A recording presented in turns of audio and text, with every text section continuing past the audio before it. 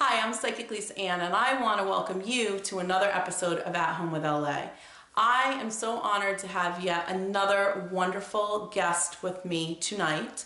Her name is Mary Lee Robinson, and she is the author of The Widow or Widower Next Door. I just want to share a quick story because I do believe everything happens for a reason. And I was so honored and excited because I actually had received a copy of the book before it went to print. You did? Yes, and thank you so much for that. And when the book actually came out in print, you had dropped off a couple of copies to the shop. I did not even have this book in my hands for 24 hours when someone came into the shop the next day and said, "I'm here from out of state. I'm visiting a friend of mine who just lost her husband, and do you have anything that could help me?" And my assistant and I looked at each other and went, "We absolutely do."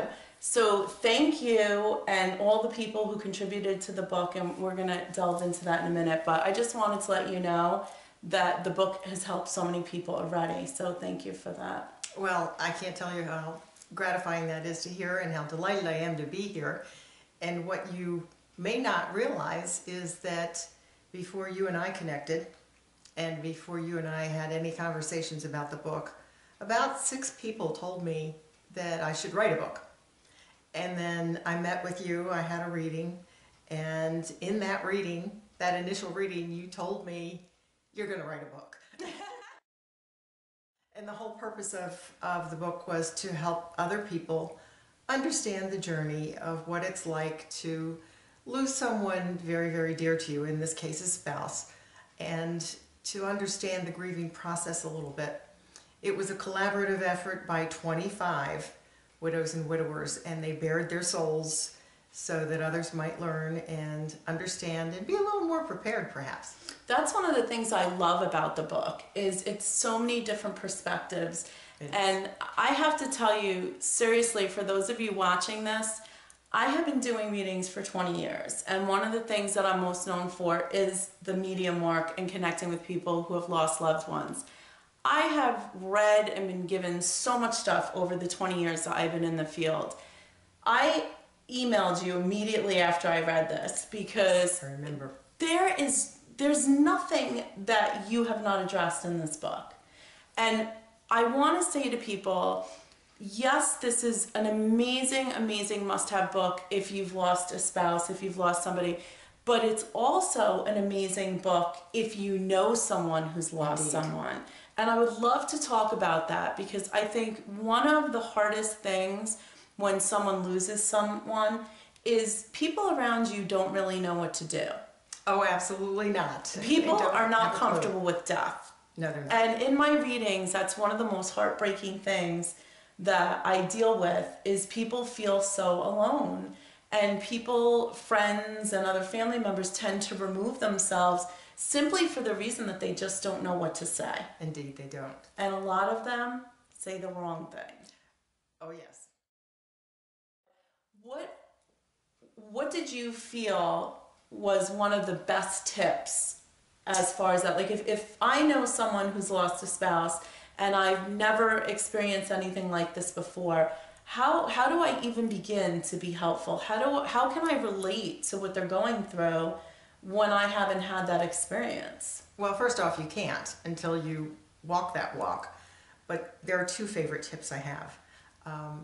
The very first is that "I'm sorry" is a complete sentence. Anything you say after that is probably not helpful. Just stop there and give somebody a hug.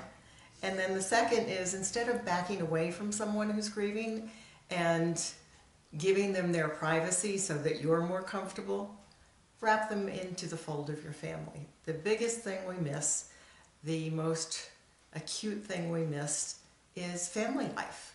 So embrace us and wrap us into the fold and keep us closer than before, not further away. A lot of times, I think people don't know, like, do they talk about the person that's passed? Yes. They almost seem like if they don't mention it, then it's okay. But I've always found that it's better. People you want to talk about your loved one. It's one of the most healing things you can do, is to talk about someone that you loved very much and lost.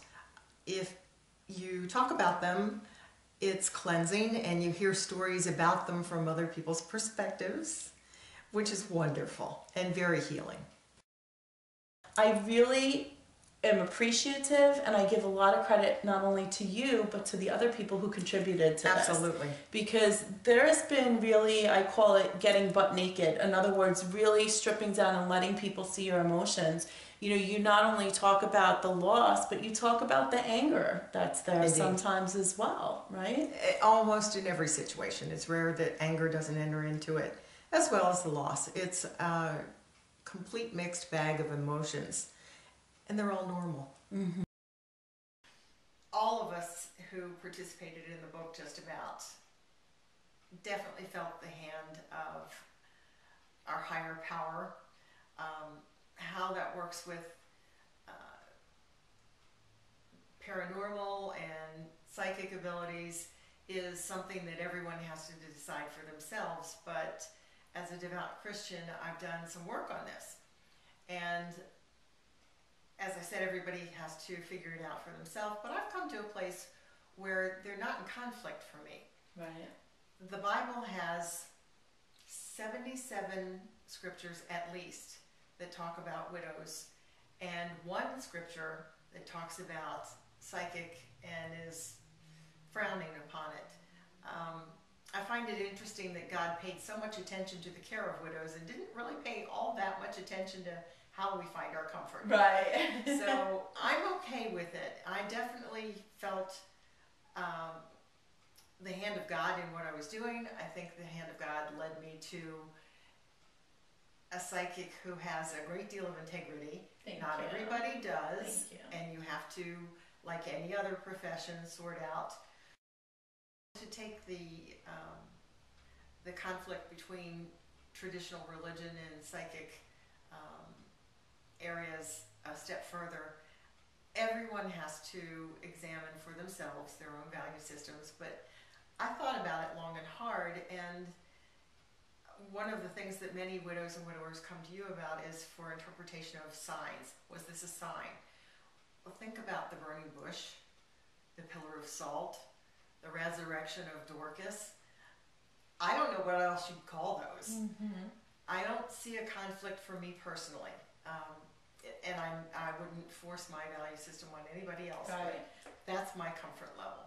That's awesome. And we're going to put it up, I'm going to put it up on the screen, but you also, beyond the book, you have a website. I do. And you also have a Facebook group.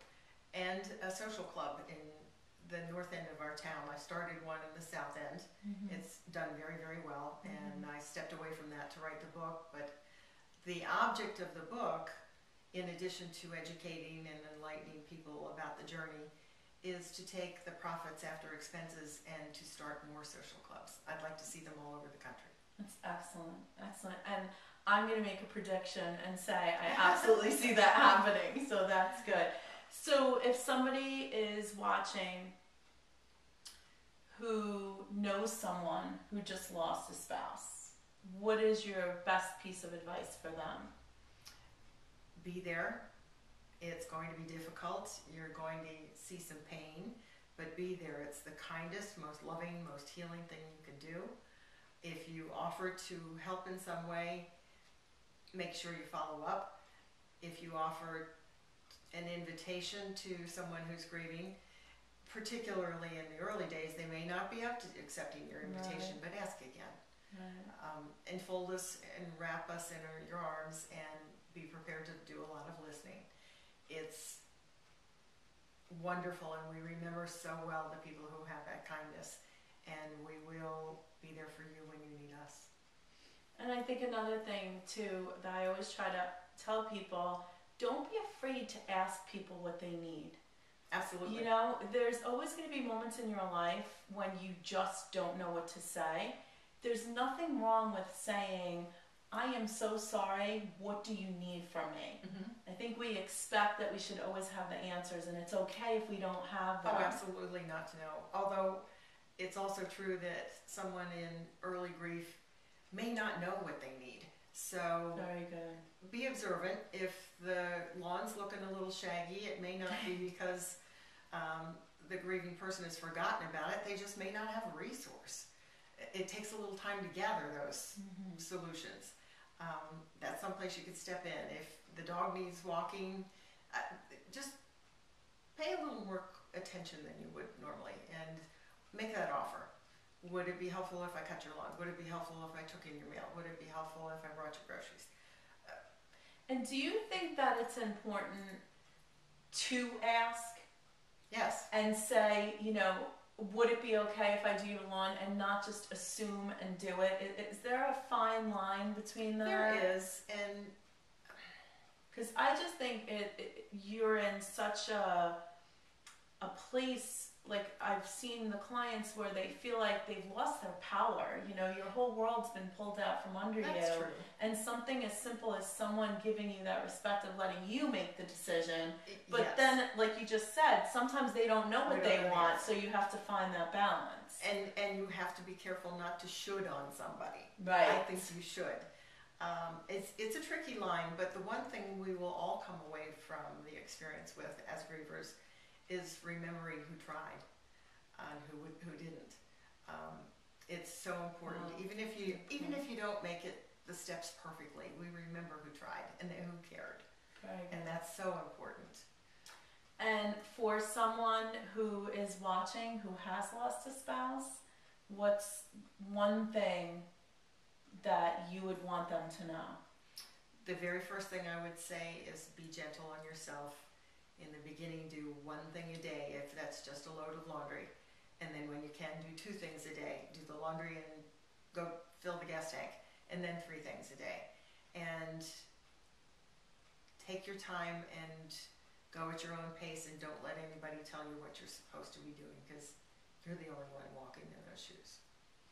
And I would just like to end by saying, and I've said this for years and years and years, I have never had somebody come through in a reading and say, you know, I passed and my family member or my husband, my wife, whoever it is, looks a little too happy. If anything, they have always said to me, I want them to move forward and be happy and live the best life they can. And I always tell people, on your worst day, sometimes you have to take a step back and say, if I was the one on the other side, what would my Absolutely. loved one want from me? Because they want the same thing for you. Absolutely. So where can people find your book? It can be purchased on Amazon online, as well as Barnes & Noble online. If you step into a Barnes & Noble store, they can order it for you. There are a number of retail places around our town, your shop being one of them. Spirit Quest Healing Center being one of them. Absolutely. Yes.